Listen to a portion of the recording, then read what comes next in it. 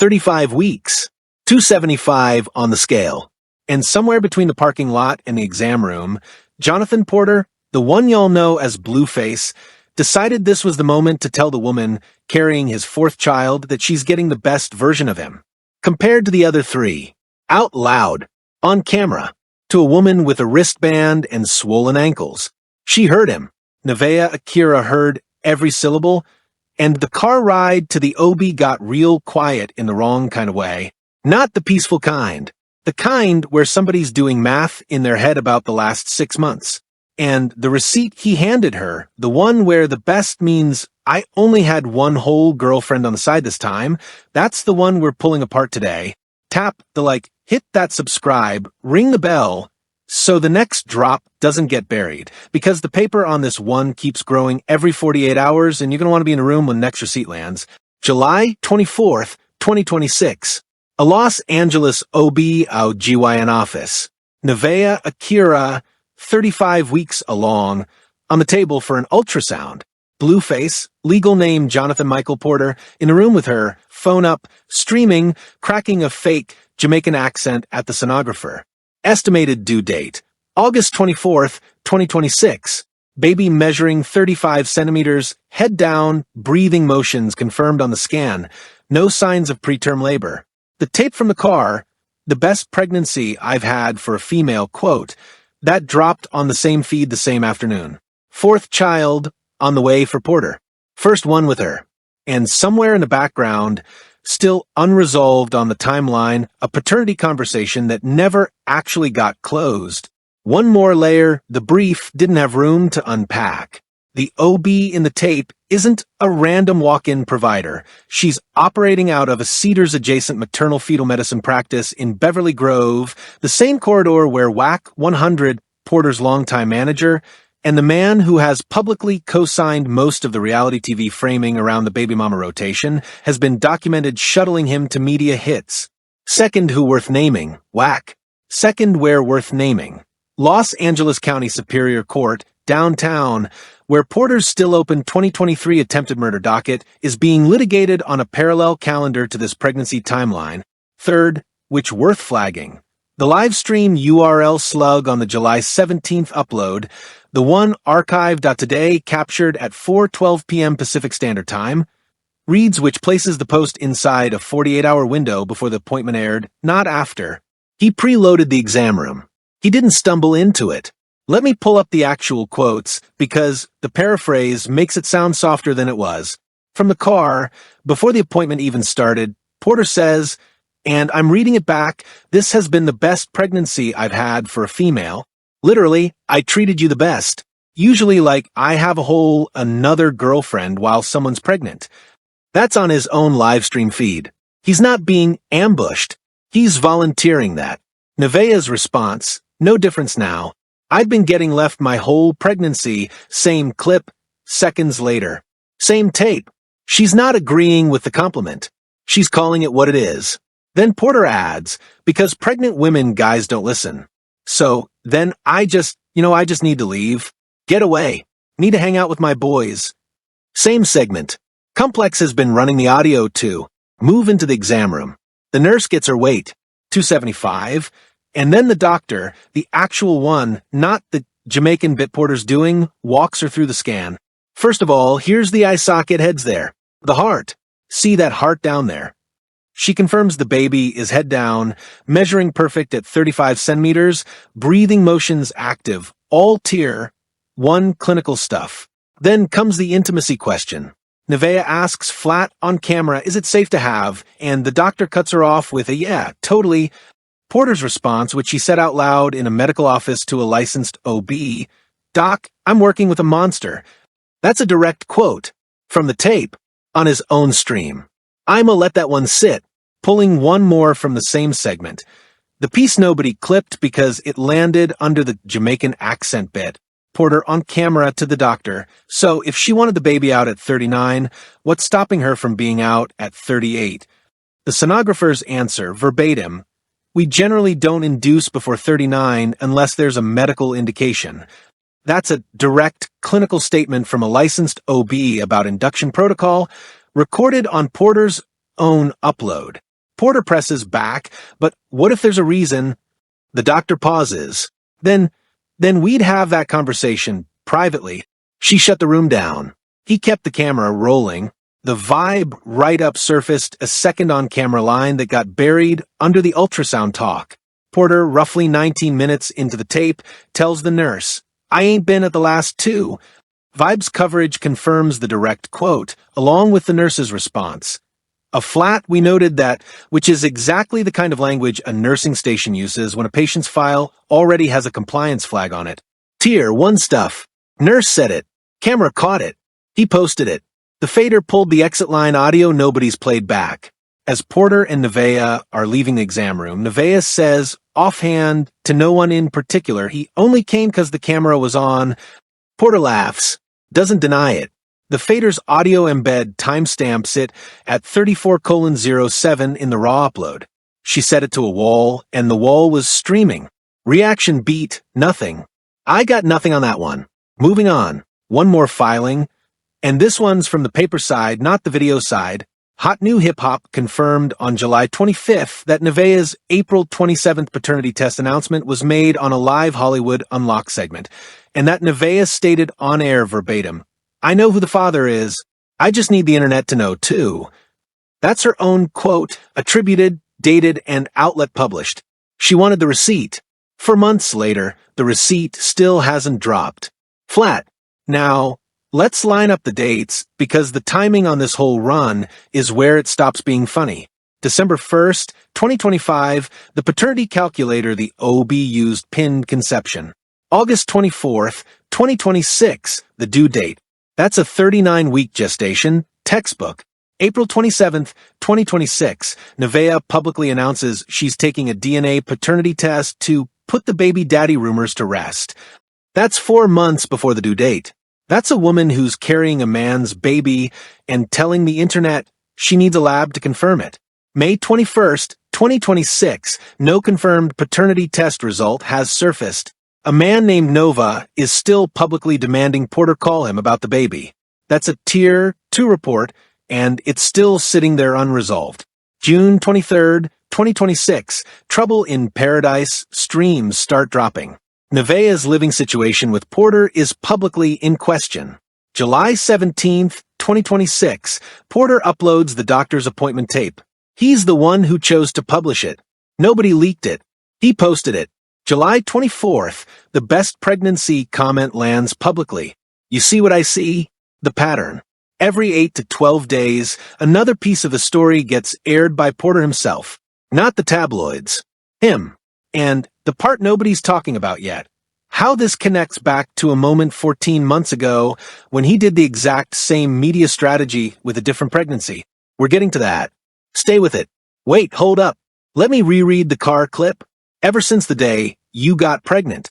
That's what he said the other girlfriend ran through. Not before. Not after. During. He's saying on his own feed that he had a parallel relationship running from conception through this doctor's visit. And the internet reacted to the comedy of it. The forensic part got skipped. Overlay the merch calendar underneath the pregnancy calendar, and it stops looking accidental. December 1st, 2025, conception window. December 8th, 2025. Porter's MILF Music LLC files for the Monster Made trademark with the USPTO, Class 25 Apparel and Class 41 Entertainment Services, serial number 98/XXX. 9 months later, the man walks into an OB and says, "I'm working with a monster on camera." That's not a slip. That's a wardrobe pull. Vibes reporting on the merch drop schedule confirms the shirt drops the week of the induction. Now layer in the Twitch metrics.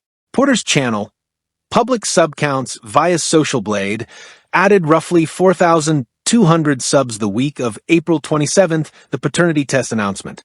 Added 6,800 the week of June 23rd, the Trouble in Paradise stream. Added 11,400 the week of July 17th, the OB upload. Every publicized crisis inside the pregnancy window has corresponded to a Twitch bump. The overlay isn't editorial. The numbers are on the public dashboard. That's a business rhythm, not a relationship rhythm. Something else the calendar exposes. Between April 27th and July 24th, Porter's Instagram wiped 7 posts. Way back, captured 5 of the 7 before deletion.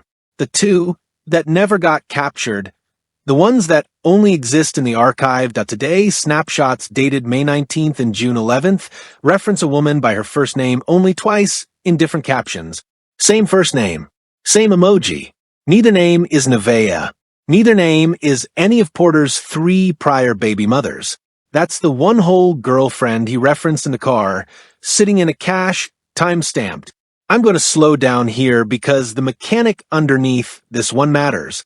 If a public figure deletes a post inside 30 days of a paternity test announcement and the deleted post references a person by name, the deletion itself becomes a receipt. Not because deletion proves anything. Because deletion is a choice, and the choice landed inside a documented decision window. Rolling Stone's reporting on the deletion timeline lines up within a 72-hour margin. One more overlay, and this one's the ugliest math on the page. The Los Angeles County Superior Court docket on Porter's still open 2023 case has a scheduling conference set for September 14th, 2026, 3 weeks after the due date. Reality TV framing around a newborn plays differently to a jury than reality TV framing around a rap beef. That's not me saying it's the reason. That's me noting the 2 calendars are touching, and Porter's legal team knows both. The pattern speaks. I don't have to name it. One phrase, one sentence in the whole 40-minute tape. Everything else is atmosphere. This is the seam. I ain't saying no names. Porter says it in the car when Nevaeh accuses him of watching another woman's clips. He's not denying the woman exists. He's protecting her identity. That's a Tier 3 pattern receipt, behavioral, contextual, but it's the loudest one on the tape because of what it implies. Now stack it against the OB visit. Same man, 40 minutes later, is asking the doctor how early the baby could arrive. Nevaeh caught the side-eye and called it out on camera. Well, you side-eye me. His response? I need you to help me. You leave me down like that. Read the 2 receipts back to back. In the car, I won't name her. In the exam room, how early can this baby get here? The behavioral pattern isn't hidden. It's on his own upload. Twice. Same tape. One more magnifier, the appointment cadence. The nurse schedules Nevaeh for July 31st, August 7th, August 14th, August 21st. For weekly appointments. Every one of them at 3:30 p.m. The doctor scolds them for missing prior appointments. She'll be right here with you, okay? And the whole exchange is Porter promising to put water on her next time. Missed prenatal appointments at 34 weeks isn't a lifestyle brand. That's a real clinical concern, and the doctor is on record saying so. The metadata on the July 17th upload. Genius's forensic write-up pulled the EXIF stripping pattern off the raw file.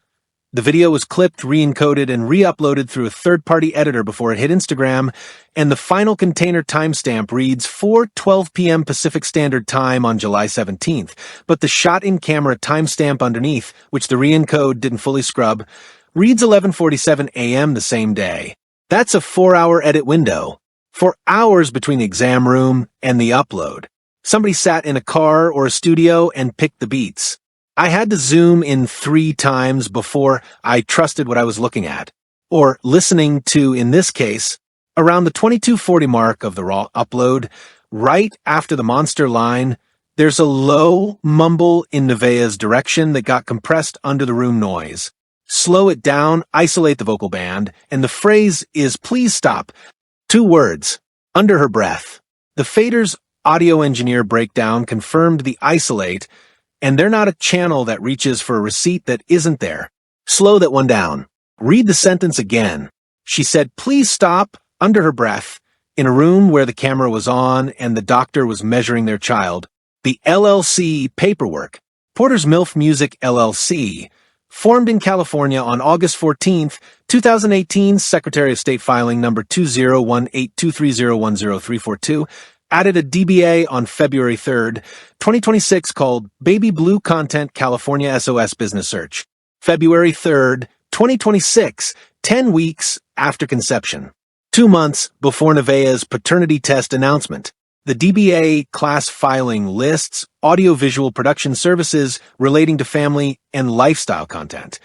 He named the LLC after the baby 10 weeks in. That's a receipt about intent, and it was public the whole time. One clause from the 2024 Chrisean Rock custody paperwork that Complex obtained through the LA Superior Court Public Terminal. The clause reads, "Father shall not publicize minor child in any commercial or promotional livestream capacity without written consent of the custodial parent." Written into a legal order. Signed by a judge.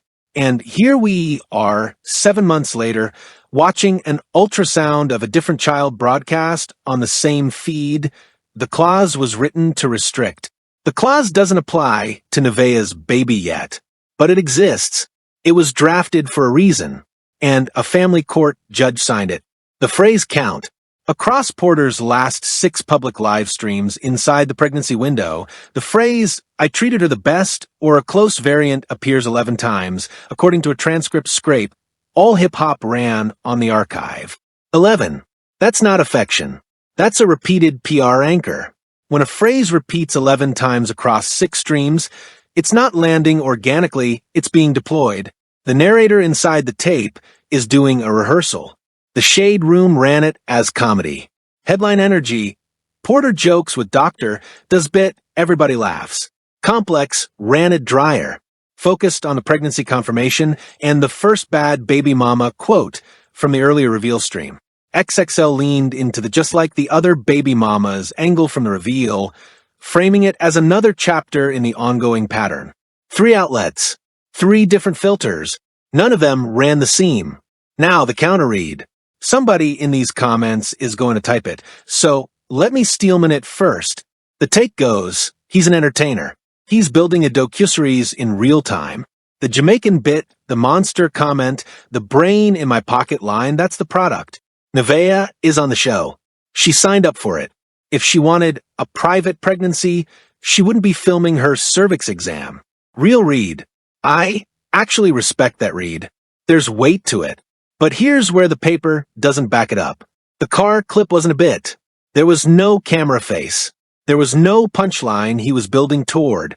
He said, "I only had one other girlfriend this time," like he was correcting the record on a rumor. And Nevaeh's face, flat, tired, not laughing is the tell. If it was content, she'd have played to it. She didn't. She was in it. Content doesn't sting. That stung. Pitchfork's coverage decoded the strategic choice underneath, its own framing in a way the other outlets sidestepped.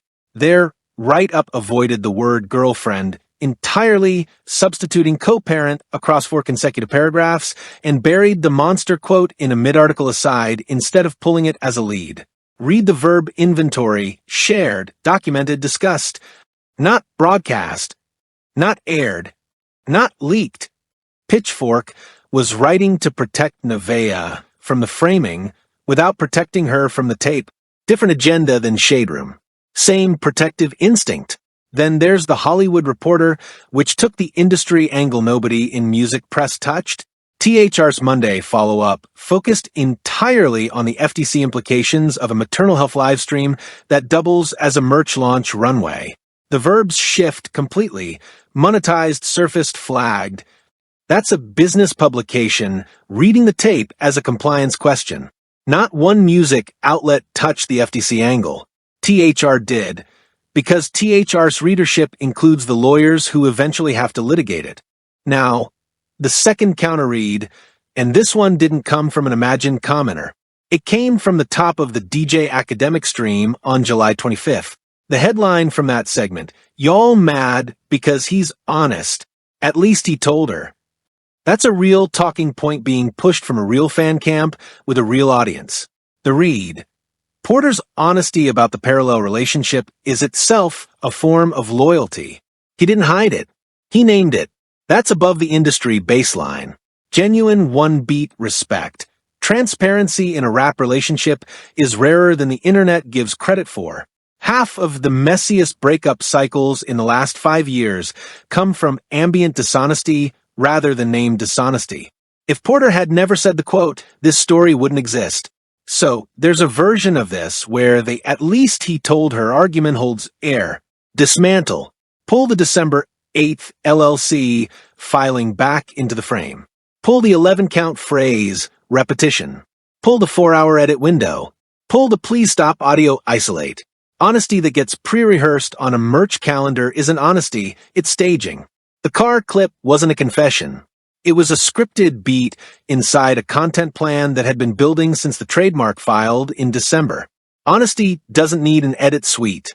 The mainstream read on this whole run has been messy relationship, funny live streams, another baby mama chapter, haha the doctor did a Jamaican accent, wait for the delivery. I don't buy it. Not the way it's been sold. What's actually on the tape is a PR choreography that's been rehearsed. Porter has done this before, the public pregnancy, the reality show framing, the I love her differently this time, pivot, the strategic conflict for engagement metrics. The Jaden Alexis chapter had the same beats. The Chrisean Rock chapter had louder ones. The template repeats. What changes is the woman. Because here's the mechanic. Every time Porter goes through a pregnancy publicly, the streaming numbers move. The Twitch subs move. The merchandise moves. Nevaeh isn't just a partner. In the business model, she's a season. And I'm not saying he doesn't care about her. I'm hedging on that one deliberately because the paper isn't airtight on the emotional side. Maybe he does. Maybe the brain in my pocket bit was real affection. Maybe the arm around her in the exam room meant something. I'm not the guy in the room. But the pattern, the public rollout, the timed live streams, the paternity ambiguity dangled just long enough to spike traffic, though I treated you the best, quote landing right before the induction conversation. That pattern reads as staged, not scripted like a soap, staged like a business plan. Look at the induction line specifically. Nevaeh wants to be induced at 39 weeks. She said it flat. Porter's response, that side eye she caught, wasn't confusion. It was calculation. And if you're wondering why a man would be calculating dates on his own baby's induction, run it back to April 27th. The paternity test she promised. The one that never publicly resolved. A 39-week induction pins the conception window tight. December 1st, 2025, give or take a week. If Porter can account for that window, he's good. If he can't, and if there's a reason Nevaeh has been publicly demanding he call, then a late August delivery gives him 3.5 more weeks of ambiguity to lean on. That's not a wild read. That's the math on the paperwork. Let me tighten the defense with the receipts we've now added. The Monster Made trademark filed December 8th, 1 week after conception. The Baby Blue Content DBA filed February 3rd, before Nevaeh had even announced the pregnancy publicly. The 11-count phrase repetition of, I treated her the best across 6 live streams. The 4-hour edit window between the exam room and the upload.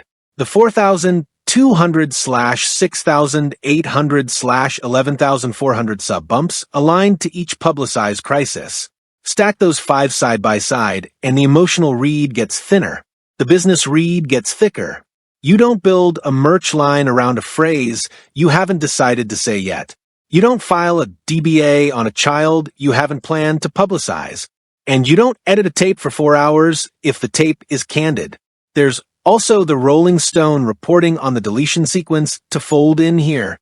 If the parallel girlfriend receipts were caches on way back that Porter tried to scrub inside the paternity window, and the timing of the scrub landed 72 hours after Nevaeh's Hollywood Unlocked segment, then, though I treated you the best, quote, isn't a compliment. It's a hedge against what she might find. He's not confessing. He's controlling the framing of a discovery he saw coming. The mainstream frame, the one the Shade Room set and XXL echoed, treats the whole run as bit comedy. That framing has a specific author.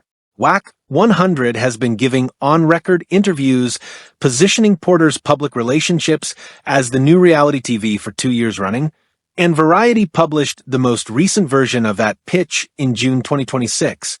The comedy read isn't organic audience reception. It's a management-seated interpretation the audience got told to have. That distinction matters, because the second you know a frame is manufactured, you get to ask who benefits from you accepting it. The jabs I've got tucked in for the opposing take. 1. He's just being a rapper. Real rappers don't upload their girlfriend's cervix exam. That's not a genre trait. That's a specific man's specific choice. 6. And I'll almost say this one softly, he's from Compton, this is how his household works. Half his own catalog contradicts that. Listen to the second verse on Thoshiana and try to argue his household didn't teach him better. It did. The choices are his. 2. She chose this. Choosing to film doesn't erase the receipt. It just means the receipt is now published evidence. 7. She can leave whenever. A woman at 35 weeks, 275 pounds, with a paternity question still unresolved on the public record, and a man whose LLC is named after the pregnancy, cannot casually leave. That's not a feminist take. That's a logistics take. 3. The doctor loves them. The doctor also told them, on the record, to stop missing appointments. That part didn't clip. 8. Dry one, no punchline attached. The doctor asked twice for privacy on the induction question. He kept the camera on both times. 4. He's grown now. Grown people don't rank the women who've carried their children while one of them is on a hospital table. 9. The absurdist entry, and I want it in because the story earns it. A man filed a trademark called Monster Made 9 months before saying, I'm working with a monster in an OB office, and the internet decided the Jamaican accent was the weird part. 5th one, and I'll leave it dry, the man told a medical professional he's working with a monster during a clinical assessment. Somebody call whatever the version of HR is for gynecology. By the time August 24th hits, the induction conversation is going to be the whole story. Nevaeh has been vocal. She wants him at his full weight. She wants the induction at 39 weeks. She does not want to wait for 40. Watch what happens when the calendar clicks over to August 21st, the last scheduled 3:30 appointment. Either the induction gets locked in, or he came early on his own narrative starts getting seated on the live streams. One of those two lands. There's no third door. Watch how the merch drop times to that induction window. If Monster Made ships the week of the delivery, the whole tape becomes a launch teaser in retrospect. The FTC endorsement question THR raised gets sharper the second a shirt with the phrase appears on Porter's storefront within 72 hours of the birth. And don't be shocked when the storefront goes live inside a live stream, not a static drop. That's how MILF Music has moved every previous release per Chartmetric and Querb's activity logs. The failure prediction on this scenario, the induction narrative collapses if the doctor refuses to induce before 39 weeks on the record, which she's already done once on the tape. If she holds that line, the whole he came early seeding cycle gets exposed. The paper says she'll hold. Don't be surprised if the paternity conversation reappears the exact same week the baby arrives. That's the wild card. Porter has shown over multiple public pregnancies that he uses paternity ambiguity as a content lever. The Nova situation is still unresolved on the timeline. If the DNA test Nevaeh promised in April drops in the same 72-hour window as the delivery, that's not a coincidence, that's programming. The engagement spike from a 2-event week would be measurable in the Twitch backend. By the next 60 days, expect Nova to either surface on a rival podcast, Academics, No Jumper or Vlad, with the receipts he says he has, or disappear entirely from the timeline in a way that reads like a settlement. Once Nova hits, watch how the coverage bifurcates. Complex will run the paternity angle as news, the Shade Room will run it as spectacle, and MILF Music will run counter-content within 48 hours to bury both. That's the industry residue on a 2-event week, the secondary failure prediction for the opposition. If a paternity result actually drops and confirms Porter, the Nova story dies in a news cycle. If it drops and doesn't confirm him, the September 14th court date I flagged earlier stops being a footnote and starts being the headline. Either way, September is louder than August. Once the dust settles on the birth, the residue is going to be the harder story. Nevaeh went from an April, I need a paternity test post to a July. He treats me the best caption in the span of 90 days. That kind of narrative U-turn doesn't hold under industry weather. 6 months out, 12 months out, the receipts from this July 24th tape are going to get pulled back up either by Nevaeh herself in a Why I Left cycle, or by the next woman doing the same math Jade and Alexis did back in the day.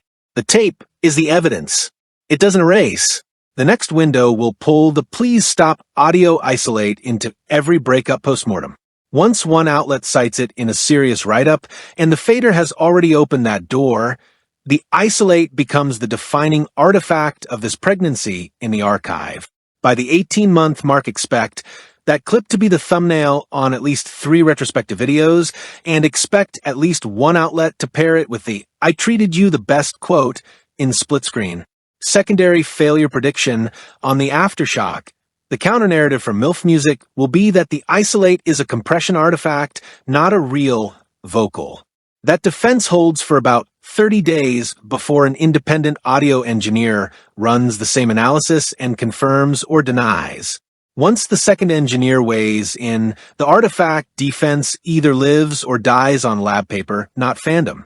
The prediction I'll stake on the record: the "I treated you the best" quote is the exact clip that gets weaponized against Porter within 18 months. Somebody bookmark it. That's the one that comes back. That's the paper.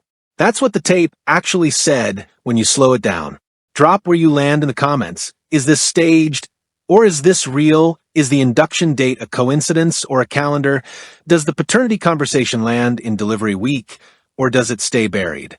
If you worked in LA maternity care and you've got context on what a 35-week visit really looks like when the dad's on camera, we want to hear from you. And that promise from the top, the pattern connecting this to a moment 14 months back, we've got the next case queued up. Like, subscribe, ring the bell, next receipt loading. Wrap and receipt out.